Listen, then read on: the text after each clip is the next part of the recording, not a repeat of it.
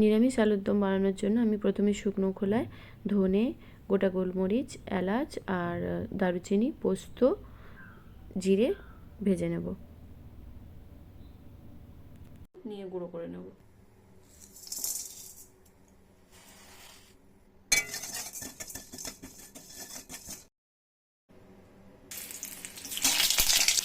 এখানে ওই ছোটো ছোটো দমের আলু আর একটু বড় আলু মেশানো আছে,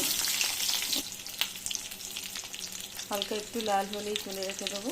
এখানে দিয়েছি কাজু, চারমগজ, শুকনো লঙ্কা, কাশ্মীরি লঙ্কা, আদা বাটাটা আগে পেটে রাখা সেটা দিলাম। এবার টমেটো নিয়ে একটু টমেটো সস দিয়ে দেবো।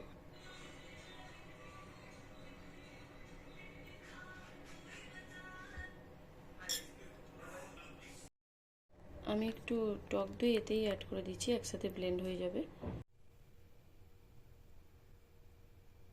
একটু রঙের জন্য তেলে বাতাসা দিয়ে দিলাম, ক্যারামেল হলে মশলাগুলো দিয়ে দেবো।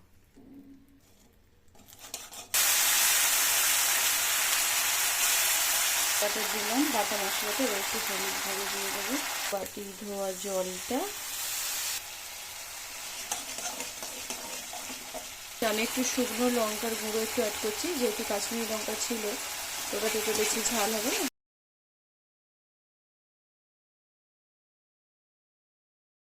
দিয়ে মশলার সাথে কষিয়ে নেব একটু।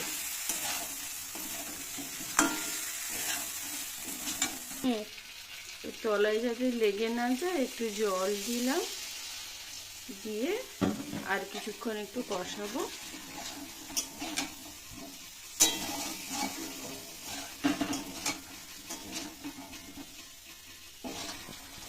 এবার একটু নুন দিয়ে দিই, তাহলে নুনটা দিলে ভেতরে ভালো যাবে। নুনটা দিয়ে আরেকবার ভালো করে নাড়িয়ে পরিমাণ মতো একটু জল দিয়ে দেবো।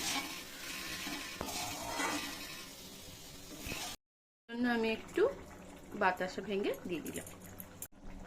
ভাজা মশলাটা যেটা করা রাখা ছিল ওটা একটু অ্যাড করলাম।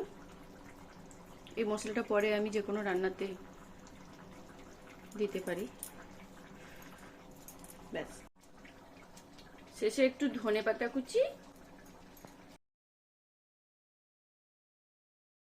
ধনেপাতা কুচি দেওয়ার পর আমি শেষে একটু ফেস ক্রিম দিয়ে রান্নাটা কমপ্লিট করব।